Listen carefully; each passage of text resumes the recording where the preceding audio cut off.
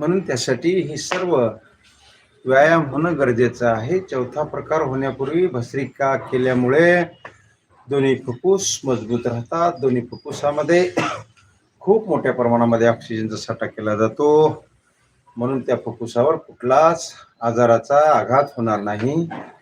ते फुफ्फुस निरोगी निरामय असेल. एवढंच नव्हे, हृदयाला सुद्धा फार उपयुक्त आहे.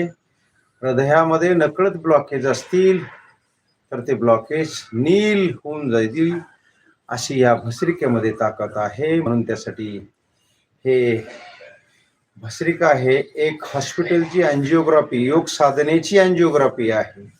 म्हणून भस्त्रिका नियमित केल्यास तुम्हाला कुठल्याच प्रकारचं